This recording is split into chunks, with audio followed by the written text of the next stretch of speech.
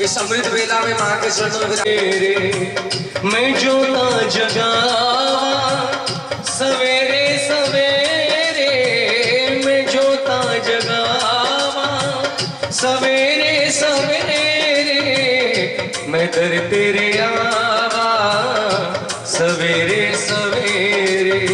सुबह सुबह अमृत वेला में शुद्ध अवस्था में माँ के चरणों में आकर के हम लोग पूजा अर्चना के लिए बैठ गए। कह दो जय माता की। तो आप लोग कहेंगे बैठे तो हम रात से हैं। हम लोगों ने माँ का जागरण करवाया और 4 पहर का है ये सारी रात का जागरण, जिसे हम लोग माँ के जागरण को तपस्या के रूप में अपनाते हैं। 4 पहर की तपस्या है ये माँ के नाम की, और हर पहर की तपस्या के बदले माँ हमें कुछ न कुछ वरदान देती है। किसने मैया जी तेरा भवन बनाया, किसने मैया जी तेरा भवन बनाया, किसने चंवर झुलायो रे, किसने चंवर। हमारे भारतवर्ष में एक नहीं 12 मेरे हैं, और हमारे सबसे नजदीक में कौन सा धाम है? ये कालिका मैया की। किसने मैया जी तेरा भवन बनाया, किसने मैया जी तेरा भवन बनाया, किसने चंवर झुलायो रे, किसने चंवर झुलायो रे। 5 पांडवों ने भवन बनाया,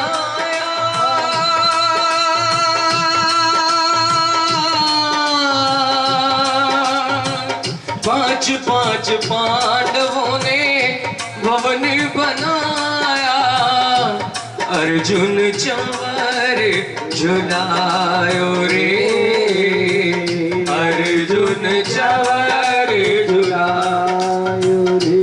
और जब 5 पांडवों ने माँ के मंदिर का निर्माण करवाया, माँ की मूर्त स्थापित की, तो माँ की मूर्त का उन्होंने श्रृंगार करना प्रारंभ किया। और माँ के 16 श्रृंगारों में से सबसे पहला श्रृंगार कौन सा है कि भक्तजन माँ को लाल चुनरिया उड़ाकर सुशोभित करते हैं। और ये लाल चुनरिया माँ को कितना प्रिय है, ये लाल चुनरिया माँ को इतना प्रिय है कि जब ये चुनरी हम माँ को ओढ़ाते हैं तो माँ अपनी सारी ममता, सारा प्यार इस चुनरी में डाल देती है। कहिए जय माता दी। और यही चुनरी जब माँ अपने बच्चों के सिर पर फेरती है तो उसी चुनरी के एक कोने में बच्चों की अलाएं बलाएं, दुख दर्द सब लपेट करके अपने साथ ले जाती है। कहिए जय माता दी। जय माता दी। आप लोगों ने भी जब ये जागरण प्रारंभ हुआ तो पूजन के समय आदरणीय पंडित जी के द्वारा माँ का पूजन कराया गया, माँ का श्रृंगार कराया, तो आपने भी माँ को लाल चुनरिया से सुशोभित किया। प्रेम से कहिए जय माता दी। सुहा चोला अंग विराजे, सुहा चोला अंग विराजे, मस्तक तिलक लगायो रे, मस्तक तिलक लगायो रे। माँ को लाल चुनरिया उड़ाई, माथे पर माँ के तिलक लगाया, और फिर वही तिलक हम लोगों ने अपने मस्तक पर लगा करके माँ का आशीर्वाद पाया। प्रेम से कहिए जय माता की। मिलता है इस भेंट को चढ़ाने से। माता के एक परम भक्त थे, नंदलाल था नाम। क्या नाम था जी? दिल्ली से थोड़ा और आगे जाओ, एक गांव आता है, गांव नरेला। नरेला गांव के रहने वाले भक्त नंदलाल माँ की बहुत भक्ति किया करते थे। भक्त नंदलाल का एक नियम था, हर अष्टमी के रोज वो माता रानी के दरबार आया करते थे, और अकेले नहीं आते थे, सारे गांव वालों को साथ लाते थे। चलो माँ के दर पर नजारे मिलेंगे, जो डूबे हैं उनको किनारे मिलेंगे। चलो माँ के दर पर नजारे मिलेंगे, जो डूबे हैं उनको किनारे मिलेंगे। जो तंग आ चुके हैं इस गमे जिंदगी से, उन्हें माँ के दर पर सहारे मिलेंगे। सभी माँ का सहारा आसरा लेने माँ के दरबार आया करते थे। सबके दिल में अलग अलग इच्छाएं। कोई माँ से धन मांगने आया, कोई माँ से औलाद मांगने आया, कोई माँ से अच्छा कारोबार मांगने आया, तो कोई माँ से अच्छा व्यवहार मांगने आया। लेकिन नंदलाल ने हमेशा एक चीज मांगी, माँ मैंने सुना है तेरी इजाजत के बगैर कोई तेरे दरबार नहीं आता। जब तक तू नहीं बुलाती तेरे दरबार की तरफ किसी के कदम भी नहीं बढ़ते। और माँ हर बार जो तू मुझे बुला लेती है, मेरी विनती है तू अपनी कृपा मुझ पर ऐसे ही बनाए रखना। बोलिए जय माता दी। जब तक जीवित रहूं तेरे दरबार की हाजिरी भरता रहूं। और माँ जिस दिन तेरे दरबार ना आ पाऊं, माँ उस दिन बस इतनी सी मेरी विनती कबूल करना, उस दिन मुझे ये दिया हुआ जीवन भी वापस ले लेना। मिलके कह दो जय माता की। जय माता दी। 55 गुजर गया, जवानी आ गई, माँ के दरबार जाना नहीं छोड़ा। जवानी में भी माँ के दरबार की हाजिरी बनता रहा। वृद्ध अवस्था आ गई, बुढ़ापा आ गया, माँ के दरबार जाना नहीं छोड़ा। जीवन की जब सांझ हो गई, जर्जर हो गई काया, चल के दर की हाजिरी भर ले, ये भी ना कर पाया। अष्टमी का दिन था, शरीर से लाचार नंदलाल अपने घर में चारपाई पर लेटा रो रहा था। जो लोग नंदलाल के साथ जाते थे आज नंदलाल के घर आ गए। नंदलाल की हालत देखी। नंदलाल माँ के दरबार नहीं जाओगे क्या? तो करके कहा कि कलयुग के अंदर जो भी भक्त मेरे दरबार पर आएगा या मुझे अपने घर बुलाएगा, नंदलाल जैसे तूने शीश की भेंट चढ़ाई है, मुझे श्रीफल की भेंट चढ़ाओगे तो मन वांछित तो वरदान लेकर के जाओगे। बोलो सच्चे। लोगों ने माँ से पूछा, माँ ये नारियल की भेंट ही क्यों, ये श्रीफल की भेंट ही क्यों, कोई और उपहार क्यों नहीं, कोई और वस्तु क्यों नहीं? तो माँ ने कहा प्रकृति ने इंसान का शीश और नारियल की आकृति दोनों एक जैसी बनाई है। कह दो जय माता की। जब एक नारियल को श्रीफल को छीला जाता है तो एक इंसान के चेहरे की आकृति निकलती है। और समानताएं देखो, जिस प्रकार हमारी रगों में खून बहता है, इस फल के अंदर जल रहता है और जल जीवन का प्रतीक माना जाता है। हमारे शरीर से खून की कमी हो जाए, हमारा शरीर ऊपर से मुरझा जाएगा। उसी प्रकार जब इस फल के अंदर से जल समाप्त हो जाता है, ये फल भी सूख जाता है। माँ ने वरदान दिया कि कलयुग में एक श्रीफल की भेंट जो सच्चे हृदय से मुझे चढ़ाएगा, एक मनवांछित वरदान मेरे दरबार से अवश्य पाएगा। कहने लगी फिर आदि शक्ति मांग कोई वरदान, देती हूं ये वचन रहेगा अमर तुम्हारा नाम। कहने लगे नंदलाल भक्त, माँ ना हर कोई शीश चढ़ाएगा तो क्या तेरी करुणा से माता वो भक्त खाली रह जाएगा। मंद मंद मुस्काई माता और ये वचन सुनाए, जो भी मेरे दरबार पे आकर नारियल भेंट चढ़ाए, शीश की भेंट स्वरूप में उसको मैं स्वीकार करूंगी, अपने भक्तों के सपने हर पल साकार करूंगी। तभी से भक्तों माँ के दर पर ये नारियल भेंट चढ़ाते हैं और नंदलाल की तरह भक्त ध्यानु की तरह माँ से मनचाहा फल पाते हैं। तो आपने ये नारियल प्रारंभ में यहाँ रखवाए थे, वो नारियल इस समय भेंट चढ़ाए जाते हैं। अभी जिन जिन ने हाथ उठाया था वो सभी भक्त आ जाएं आगे, नारियल की भेंट चढ़ाएं एक एक करके। और जब ये जागरण संपूर्ण हो जाएगा तो आरती के बाद प्रसाद स्वरूप में वो वापस ले जाएंगे, जिसे हम लोग तारा रानी और राजा हरिश्चंद्र का स्वरूप बना करके कथा में विराजमान करते हैं, बिठाते हैं। तो एक बार सभी कहे जय माता, प्रेम से बोलिए सच्चे दरबार की। तो भक्तों ये थी नारियल की भेंट चढ़ाने की प्रथा, जिसको माँ के श्री चरणों में अर्पण किया जाता है। यहाँ से प्रारंभ करते हैं उनका। ये दोनों ही बहनें एकादशी का व्रत रखा करती हैं बचपन से, पर एकादशी का व्रत रखते रखते ये दोनों धर्मनिष्ठ बहनें जवान हो जाती हैं। आज भी इन दोनों बहनों ने एकादशी का व्रत रखा हुआ है, लेकिन आज जो व्रत रखा है इसमें एक अनोखी घटना घट गई। क्या कि आज छोटी बहन सुगंता से एकादशी के व्रत का नियम टूट गया, भंग हो गया। दिन के 2 पहर बीतते ही छोटी बहन को भूख सताने लगी और जब बड़ी बहन ने देखा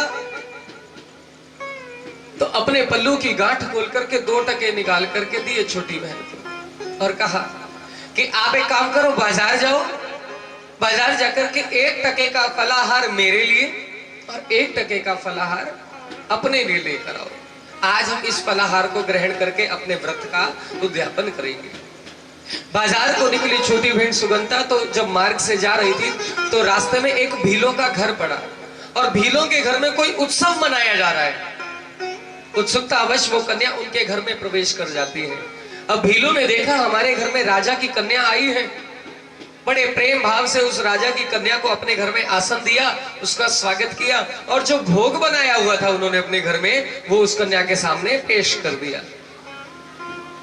अब जरा सोच करके देखो, बहुत जोरों से भूख लगी हो, ठीक है जी, और गरम गरम भोजन सामने आ जाए और आपसे कोई कहे जी खा लो, थोड़ा सा तो खा लो, अच्छा चलो एक रोटी खा लो, तो क्या होगा?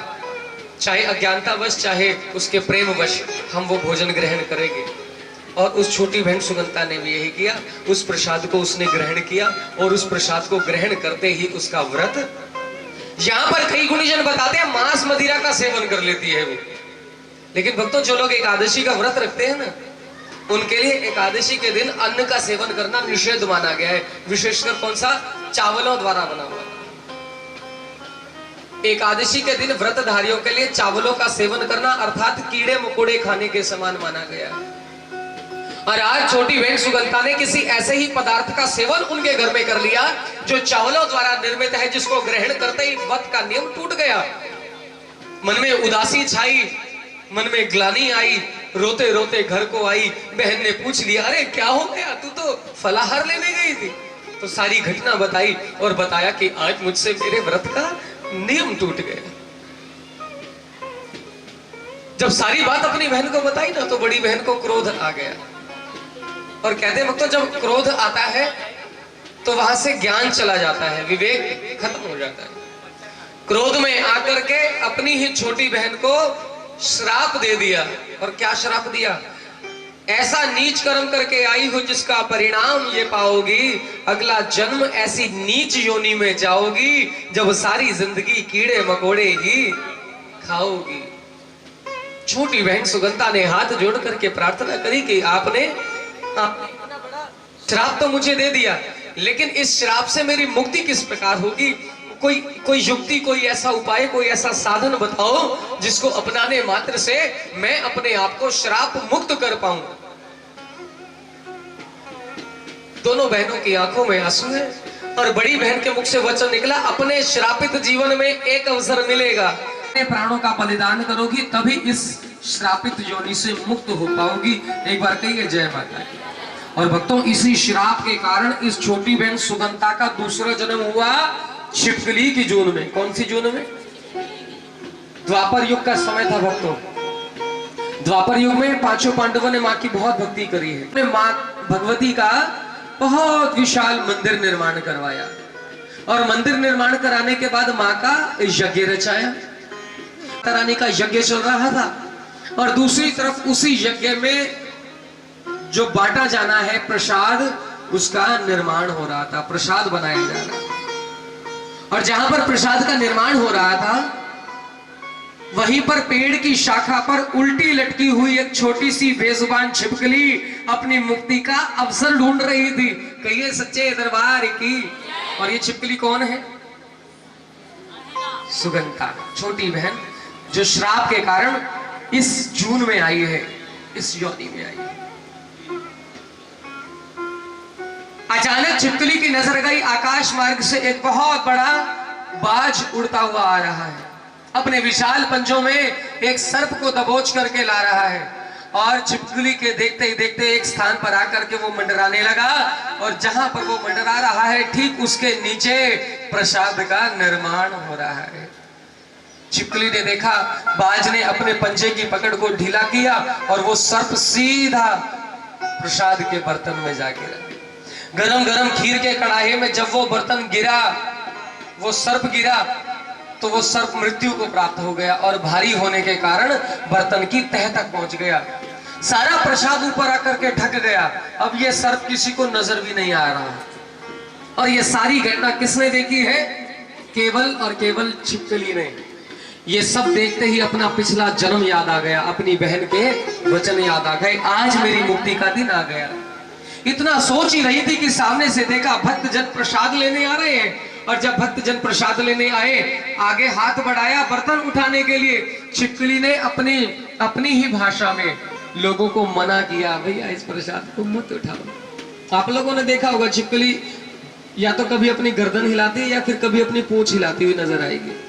अपनी शारीरिक सांकेतिक भाषा में वो लोगों को मना कर रही है कि इस प्रसाद को मत ले जाओ, क्योंकि जो भी इस प्रसाद को खाएगा वो मर जाएगा। लेकिन किसी को भी छिपकली की ये भाषा, ये कहा हुआ समझ नहीं। अब जैसे ही बर्तन उठा करके चलने लगे, छिपकली ने देखा अब मेरी मुक्ति का यही अवसर है। वहीं पेड़ की शाखा उसने छोड़ दी, और छोड़ी तो कहां गिरी, सीधा गरम गरम खीर के कड़ाहे में आ गिरी। मिलके कहिए, अचानक लोगों की गिर गई, क्रोध में आ गए, अरे नीचने, अरे पापी, तूने इतना बड़ा अनर्थ कर दिया, देवताओं का भोग अशुद्ध कर दिया, तुझे श्राप देते हैं, अगला जन्म भी तू इसी प्रकार नीच योनि में रहकर अपने कर्मों का भुगतान करेगी। छिपकली का पूरा शरीर जल रहा है, वो तड़प रही है, लेकिन किसी को भी उस पर तरस नहीं आ रहा, रहम नहीं आ रहा। और अचानक जब छिपकली ने अपने लिए ये श्राप सुना, मैंने तो इनको बचाने के लिए अपने प्राण गंवाए, मुझे तो फिर श्राप लग गया, वो मृत्यु को प्राप्त। लेकिन कहते हैं भक्तों, नेकी कभी भी खाली नहीं जाती, वो एक ना एक दिन लौट करके आती है। और छिपकली को इस नेकी का फल मिला, लेकिन कैसे मिला? लोगों ने सोचा ये प्रसाद तो जहरीला हो गया, अब इसको कोई खा करके मर ना जाए, जमीन में बहुत बड़ा गड्ढा खोद करके प्रसाद दबाने लगे। कहिए जय माता की। अब प्रसाद दबाने लगे तो ये है गीता का ज्ञान। और जिस भावना से छिपकली ने आत्मदाह किया, अपने आप को उस गर्म खीर में कड़ाहे में गिरा करके अपने प्राणों का बलिदान किया, आज वरदान दिया, कन्या रूप में जन्म लेने का वरदान मिला। राजा के घर कन्या रूप में जन्म मिलेगा, लेकिन जो श्राप तुमको लग चुका है उसके प्रभाव से तुम नहीं बचोगी। और उस श्राप का प्रभाव क्या रहेगा कि तुम्हारा जन्म तो राजा के घर कन्या रूप में हो जाएगा, लेकिन तुम्हारा पालन पोषण, रहन सहन वो कहाँ होगा? वो एक दरिद्र घर में होगा, छोटे घर में होगा। कह दो जय माता की, प्रेम से कह दो जय माता की। राजा के घर कन्या रूप में जन्म मिलेगा, लेकिन रहन सहन, पालन पोषण किसी दरिद्र घर में होगा। समय बीता भक्तों, एक राजा हुए जिनका नाम था राजा स्पर्श। क्या नाम था जी? राजा स्पर्श के घर में कन्या रूप में जन्म पाया इस छिपकली ने। तीसरा जन्म प्रारंभ होता है।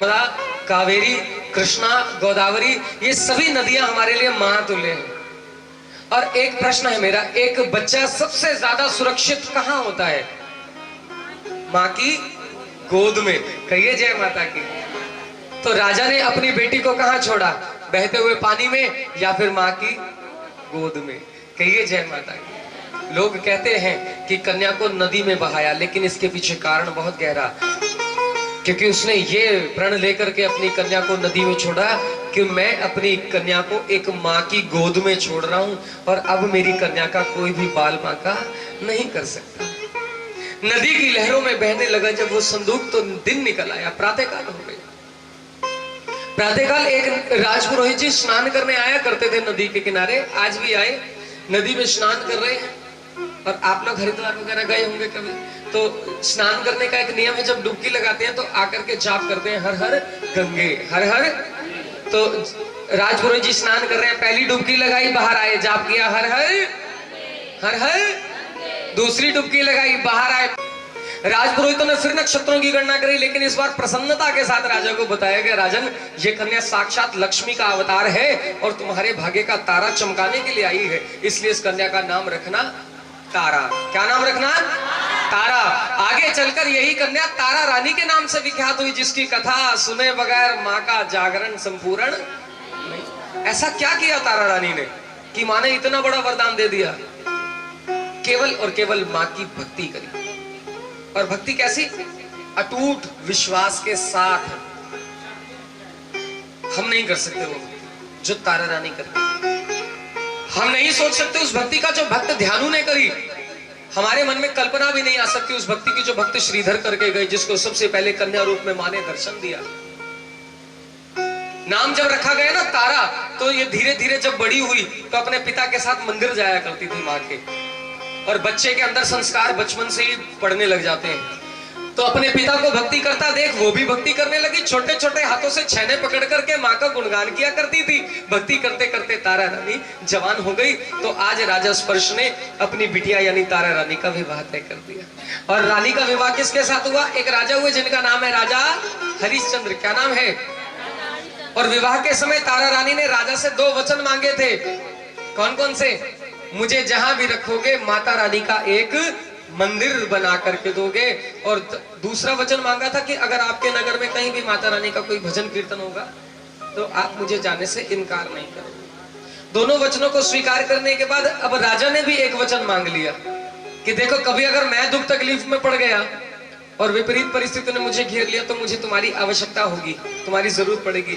वचन तो उस समय में मेरा साथ छोड़कर नहीं जाओगी। क्या तो जय माता दी। जब दोनों ने एक दूसरे के वचनों को स्वीकार किया तो विवाह संपन्न हुआ और तारा रानी अपने ससुराल में आकर रहने लगी। जिस नगर में रानी राज करती है उस नगर का नाम है भजन कीर्तन। एक छोटा सा भजन करें हम भी? हाँ जी, कह दो जय माता की। तो दोनों हाथ खोल करके ताली सेवा करते मेरे साथ कहना पड़ेगा आपको। तो ये साचे दरबार की एक बार सभी कहें, करो मेरा बेड़ा पार करो मेरा बेड़ा भवानी। क्यों? छाया घोर अंधेरा भवानी, छाया घोर अंधेरा भवानी, छाया घोर अंधेरा। गहरी नदिया नाव पुरानी, गहरी नदिया नाव पुरानी। दया करो माँ दुर्गे भवानी, दया करो माँ दुर्गे भवानी। ओहो गहरी नदिया नाव पुरानी, दया करो माँ दुर्गे भवानी। सबको आसरा तेरा भवानी, सबको आसरा तेरा। पार करो मेरा बेड़ा भवानी, पार करो मेरा बेड़ा। मैं निर्गुण हाँ गुण नहीं कोई, मैं निर्गुण यहाँ गुण नहीं कोई। हाँ मैया जगा दो किस्मत सोई। मैया जगा दोनों हाथ उठा करके कहें, ओ मैं निर्गुण यहाँ गुण नहीं कोई, मैया जगा दो किस्मत सोई। देखना अब गुण मेरा भवानी, देखना अब गुण मेरा। पार करो मेरा बेड़ा भवानी, पार करो मेरा बेड़ा। भक्तों को माँ ऐसा वर दो, भक्तों को माँ ऐसा वर दो। हम सब भक्तों को ऐसा वर दो, सब भक्तों को ऐसा वर दो। प्यार की एक नजर माँ कर दो, सब भक्तों को ऐसा वर दो। सबकी जेब में पैसा भर दो। अच्छा, सबके चेहरे पर हंसी आ गई। सबके मन में प्यार भर। कहिए जय माता की, बोलिए साचे दरबार की। अच्छा, कौन कौन चाहते हैं कि हमारी जेब पैसों से भरी रहे?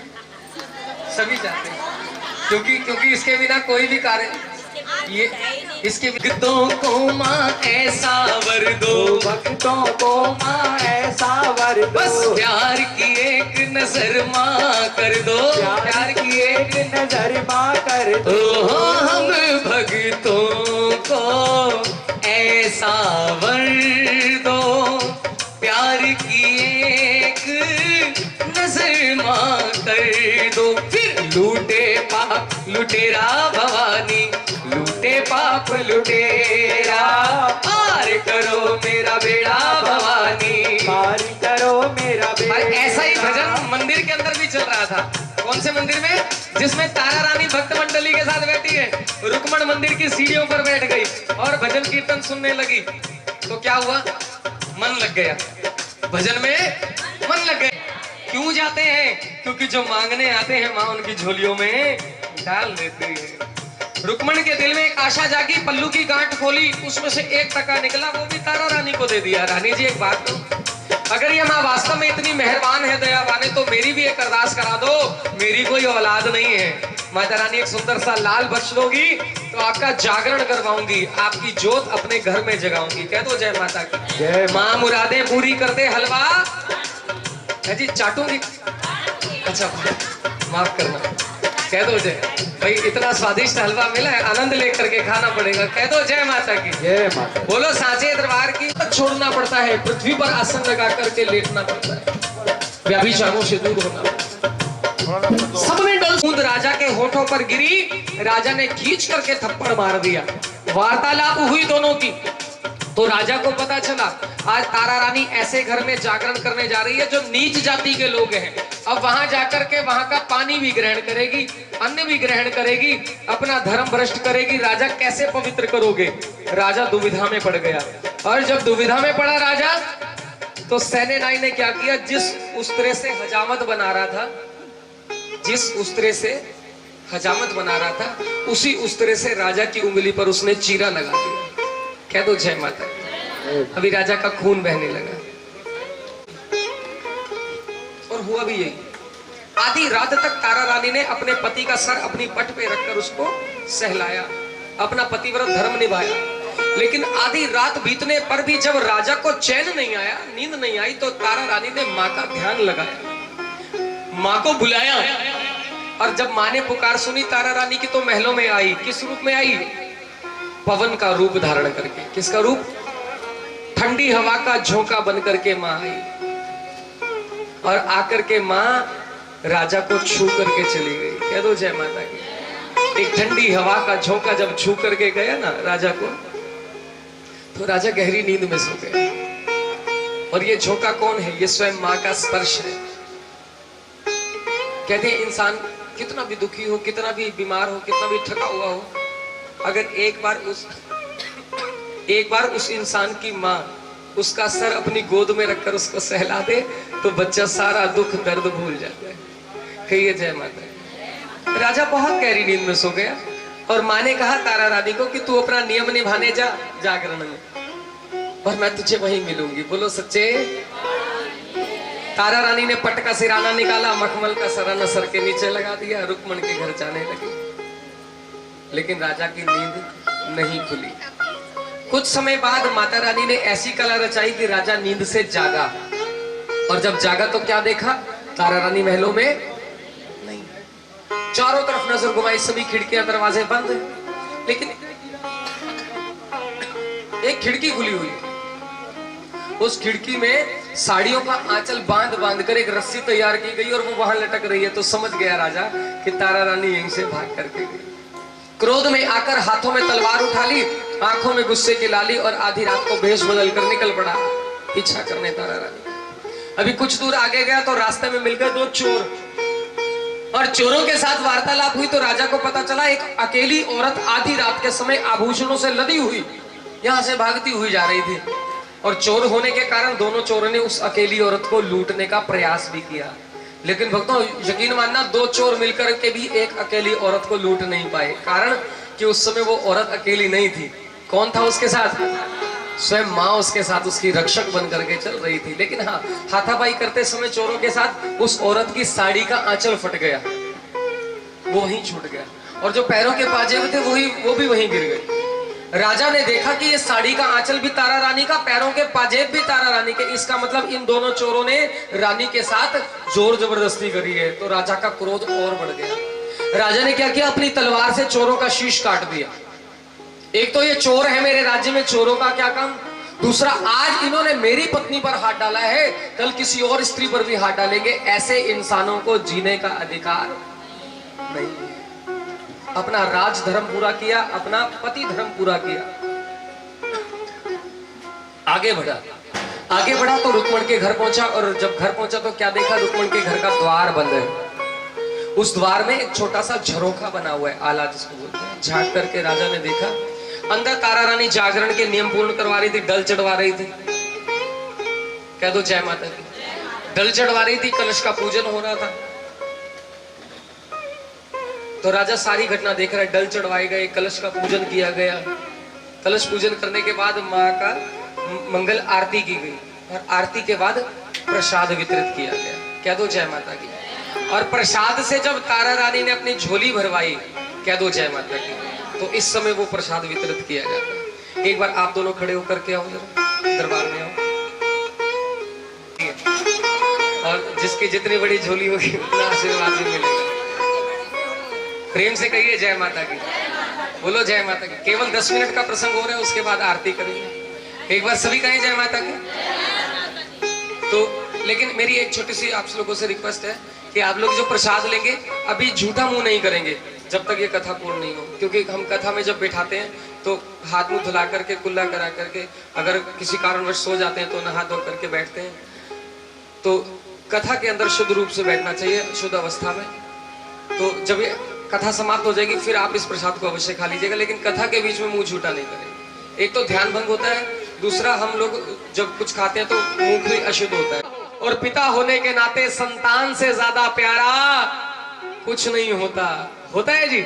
एक माँ बाप के लिए अपनी औलाद से बढ़कर कुछ प्यारा होता है? नहीं होता।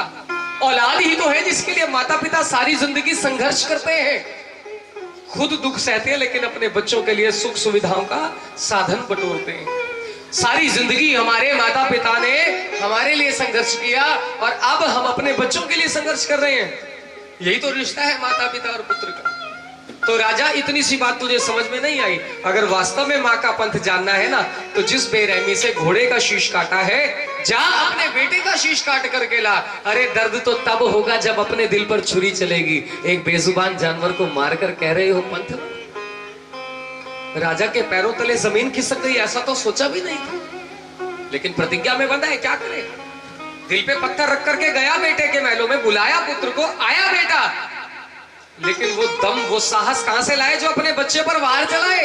आंखें बंद कर ली राजा ने, हवा में ही तलवार का एक वार ऐसा चलाया, जब आंख खुली राजा की अपने, ये इंसान का अहम है, ये इंसान का क्रोध है, जो इंसान को अपने ही सर्वनाश के लिए राजी कर लेता है। ये क्रोध इंसान का सबसे बड़ा शत्रु है भक्तों। ये क्रोध वो आंधी है जो आती तो थोड़ी ही देर के लिए है, लेकिन जब जाती है तो सब कुछ बर्बाद करके जाती है। और जिस व्यक्ति ने अपने क्रोध पर काबू पा लिया, संसार में कोई भी व्यक्ति उसको जीत नहीं सकता। कह दो जय। और राजा यही नहीं कर पाया, अपने क्रोध, अपने अहंकार पर काबू नहीं रख पाया। अपने बच्चे का शीश काट करके बेटा रानी के पास ले आया, पंथ का दर्शन करवा। रानी कहने लगी, राजन अभी तो परीक्षा शुरू हुई है, अभी अगला कदम आगे बढ़ा। एक बर्तन में बेटे के और एक बर्तन में घोड़े के शरीर के टुकड़े करके देखा। मरता क्या ना करता, प्रतिज्ञा में बंधा हुआ, जैसा रानी कहती गई वैसा वैसा करता चला गया। एक बर्तन में बेटे और एक बर्तन में घोड़े के शरीर के टुकड़े कर दिए। अरे तारा रानी, अब तो पंथ का दर्शन करवा। रानी कहने लगी, राजा तू परीक्षा दे क्यों रहा है, क्या जानना चाहता है? कहने लगा, मुझे वो गोद का बदला हुआ प्रसाद देखना है। तो रानी कहने लगी, पहले प्रसाद बनने तो दे। और प्रसाद बनेगा किसका? इन्हीं दोनों शरीर के टुकड़ों का, बेटे और घोड़े के। रानी के आदेश अनुसार बेटे और घोड़े के शरीर के टुकड़ों का प्रसाद बना। और जब प्रसाद बना तो तारा रानी ने इनको 5 विभागों में बांट दिया। कितने? 5 ढेरियां बना दी। राजा हैरान, तेरे और मेरे सिवा तारा रानी, यहाँ कोई तीसरा व्यक्ति नहीं, फिर तूने 5 ढेरियां क्यों बनाई? रानी कहने लगी, राजा तुम्हारी परीक्षा चल रही है और जब तक तुम्हारी परीक्षा संपूर्ण नहीं होगी तुम्हें किसी भी प्रश्न का उत्तर नहीं मिलेगा। लेकिन 5 ढेरियों में जब अपने बेटे और घोड़े के कटे हुए शरीर के टुकड़ों को देखा, वो मांस के टुकड़ों पर बैठती हुई मक्खियां जो उसको गंदा कर रही थी, राजा की सब्र का बांध टूट गया। और जब बांध टूटता है तो क्या होता है? फिर सैलाब आ जाता है। आंखों का जो पानी था, जो आंसू रूप में सैलाब बनकर के उमड़ा, तो राजा वो रोया, ऐसा रोया कि उसको देख करके पत्थर भी रो जाते। घुटनों के बल बैठकर अपनी पत्नी से एक विनती कर रहा है राजा, तारा रानी एक बात कहूं, मुझे कोई पंथ नहीं जानना, मुझे कोई चमत्कार नहीं देखना, बस एक बार मुझे मेरा बेटा वापस कर दे, मेरा लाल मुझे वापस कर दे। क्योंकि वो लाल जो मुझे प्राणों से भी प्यारा था, आज वो भी नहीं है मेरे पास। और तू बता, मैं ऐसे पंथ को जान करके क्या करूं जिसको जानने के लिए मुझे अपने ही कुल का चिराग बुझाना पड़ा। अरे मेरा तो कोई नाम लेने वाला भी नहीं बचा। नहीं जानना मुझे ऐसा पंथ, नहीं देनी मुझे ऐसी कीमत उस पंथ को जानने की। एक बार मुझे मेरा लाल वापस कर दे। लेकिन अब पछताए होते क्या जब चिड़िया चुग गई खेत। जब तन के पिंजरे से आत्मा का पंछी उड़ा तो ये कभी आपने देखा है माँ के मंदिर में हिंदू मुस्लिम सिख ईसाइयों की अलग अलग लाइनें लग रही हैं, या फिर ब्राह्मण क्षत्रिय वैश्य शूद्र अलग अलग दिशाओं से? क्या देखा? माँ की एक नजर का प्रभाव कि बेटे के कटे हुए शरीर के टुकड़े हलवे का प्रसाद बन गए। प्रेम से कहिए। अब बेटे और घोड़े 5 विभागों में बेटे और घोड़े के शरीर के टुकड़ों की जगह अब पड़ा था हलवे और छोले का प्रसाद। अभी राजा ने पूछा था ना 5 ढेरियां किसके लिए बनाई? अब राजा को जवाब मिला। क्या जवाब मिला? सबसे पहली ढेरी हलवे और छोले की शुद्ध और सात्विक भोग की ढेरी, उस पहली ढेरी से माँ ने भोग लगाया है। प्रेम से कहे जय माता की। और जब माँ ने भोग लगाया इस प्रसाद को तो ये प्रसाद क्या बन गया? अमृत। क्या बन गया? और इसी अमृत की दूसरी ढेरी माँ ने दी राजा को। राजा इस प्रसाद को तू खा, तू ग्रहण कर, क्योंकि जब ये प्रसाद तेरे अंतर में जाएगा तेरा सारा विषय विकार समाप्त हो जाएगा और तेरा मन चित्त शांत हो जाएगा। कहिए साचे। दूसरी ढेरी राजा ने ग्रहण करी, तीसरी ढेरी माँ ने तारा रानी को दी। अभी कितनी बची? माँ ने कहा था जो कुछ चढ़ाया सब कुछ वापस लौटा करके जाऊंगी। चौथी ढेरी उठाई, फिर राजा को दे दी। बेटा ये उसको दे करके आना जिसको पहले मारा था। अब राजा मन में सोच रहा है उसको तो मार कैसे देकर आऊं, लेकिन माँ से कुछ कह नहीं पा रहा। माँ पर विश्वास जो हो गया, विश्वास लेकर के गया अस्तबल में चौथी ढेरी लेकर। तो जैसे ही अंदर प्रवेश किया क्या देखा? जिस घोड़े को अपने हाथों से छोटे छोटे टुकड़ों आंखों में खुशी के आंसू आ गए कि अगर माँ इस घोड़े को जिंदा कर सकती है तो अब माँ मुझे मेरा बेटा भी वापस कर देगी। बोलो सच्चे दरबार की। आ गया 5वीं ढेरी लेकर माँ के आगे। माँ ये किसके लिए? माँ ने कहा जिसके लिए तड़प रहा है जा उसको दे करके। पागलों की तरह भागा वो 5वीं ढेरी लेकर बेटे के महलों में। लेकिन बेटे तक पहुंचे तो बाद में बेटा खुद सामने से भागता हुआ आ रहा है। एक बार सभी कहिए जय माता की। और अपनी बाहों में भर लिया राजा ने। कभी माथा चूमा, कभी सिर पर हाथ फेरा। अचानक देखा बेटे के सारे कपड़े लाल रंग के हुए पड़े हैं और अजीब सी महक आ रही है। पूछा बेटा ये लाल कपड़े कैसे हो गए? तो बेटे ने बताया पिताजी मैं तो बिस्तर पर सो रहा था। मैं तो बिस्तर पर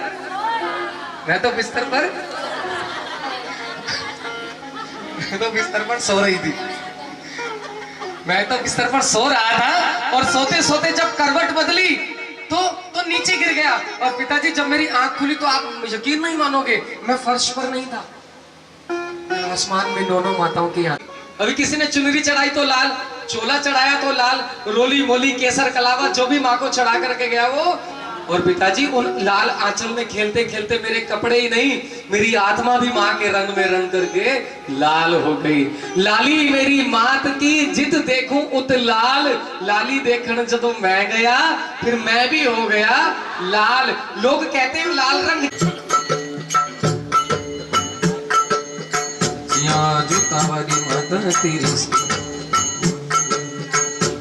ओम जय अम्बे गौरी मैया जय श्यामा गौरी,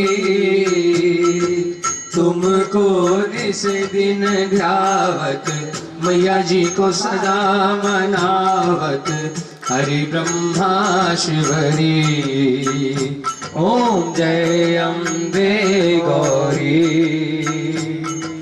मांग सिंदूर विराजत को मृग मद को मैया को मृग मद को उज्ज्वल से दो नैना निर्मल से दो नैना चंद्र वदननी को। ओम जय अम्बे गौरी कनक समान कलेवर रक्तांबर राजे मैया रक्तांबर राजे रत पुष्प कलमाला लाल फूल कलमाला कंचन पर साजे।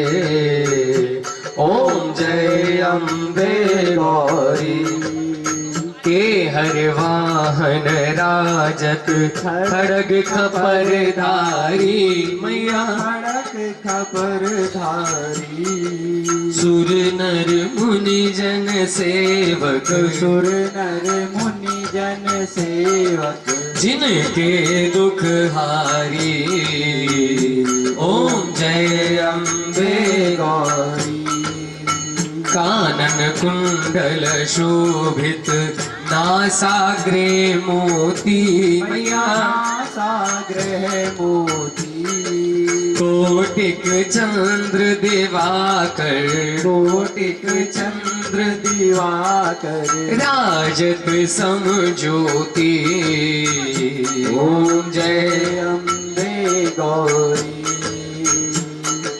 शुंभ निशुंभ विदारे महिषासुर घाती मैया महिषासुर घाती धूम्र विलोचन नैना धूम्र विलोचन नैना निस दिन मदमाती ओम जय अम्बे गौरी चंड मुंड संहारे शोणित बीज हरे मैया शोणित बीज हरे मधु कैटभ दो मारे मधु कैटभ दऊ मारे सुर भयहीन करे ओम जय अम्बे गौरी ब्रह्माणी रुद्राणी तुम कमला रानी मैया तुम कमला रानी आगम निगम बखानी आगम निगम बखानी तुम शिव पटरानी ओम जय अम्बे गौरी 64 योगिनी गावत नृत्य करत भैरो मैया नृत्य करत भैरो और बाजत ताल मृदंगा बाजत ताल मृदंगा और बाजत डमरू ओम जय अम्बे गौरी तुम ही जग की माता तुम ही हो भरता मैया तुम ही हो भरता भगतन की दुख हरता भगतन की दुख हरता सुख संपत्ति करता ओम जय अम्बे गौरी भुजायाथ अति शोभित वर मुद्राधारी मैया हर मुद्राधारी अनवांछित फल पावत मन वांछित फल पावत सेवक नर नारी ओम जय अम्बे गौरी कंचन ताली राजत अगर कपूर बाती मैया अगर कपूर बाती श्रीमाल के तुम्हें राजत माल के तुम्हें राजत कोटि रतन ज्योति ओम जय अम्बे गौरी माँ अम्बे जी की आरती जो कोई नर गावे मैया प्रेम सहित गावे कहत शिवानंद स्वामी कहते हरि हर स्वामी मनवांछित फल पावे ओम जय अम्बे गौरी जय अम्बे गौरी मैया जय श्यामा गौरी मैया जय आनंद करनी मैया जय मंगल मूर्ति तुमको निस दिन ध्यावत मैया जी को सारा जग ध्यावत हरि ब्रह्मा शिवरी ओम जय अम्बे गौरी ओम जय अम्बे गौरी ओम जय अम्बे को जय देवा अम्बे जय देवा जय देवा अम्बे जय देवा मेरे गुरुजनों को जय देवा मेरे गणपति जी को जय देवा हनुमान दादा को जय देवा माँ शेरावाली को जय देवा मेरे भैरव बली को जय देवा मेरे भोलेनाथ को जय देवा मेरे सब देवन को जय देवा मेरे सब देवियन को जय देवा माँ मेला तेरा रोज होवेगा शेरावाली के दरबार ओ मेला तेरा रोज होवेगा अन्नपूर्णा भवानी वरदे अन्नपूर्णा भवानी वरदे के मेला तेरा रोज होवेगा तनु ब्रह्मा ते विष्णु ते आवदे और ते आवे भोलानाथ मेला तेरा रोज होवेगा त्वमेव माता पिता त्वमेव बन्धो सखा त्वमेव विद्या द्रविणं त्वमेव सर्वं मम देव कर्पूर गौरं करुणावतारं संसारसारं भुजगेन्द्रहारं सदा वसन्तं हृदयारविन्दे भवं भवानी सहितं नमामि भवं भवानी सहितं नमामि ॐ पूर्णमदः पूर्णमिदं पूर्णार्धपूर्णमुदच्यते पूर्णस्य पूर्णमादाय पूर्णमेवावशिष्यते सर्वे भवन्तु सुखिनः सर्वे सन्तु निरामया सर्वे भद्राणि पश्यन्तु मा कश्चित् दुःखभाग् भवेत् ओम शांति शांति शांति। आरती संपन्न हो चुकी है, आरती संपूर्ण हो चुकी है। हाँ, अब आरती सबके समक्ष में आएगी, सभी आरती ले लीजिए। जिसने आरती ना ली वो पीछे तक भी। एक बार मेरी प्रार्थना है, जिन भक्तों ने मिलकर ये अनुष्ठान कराया जागरण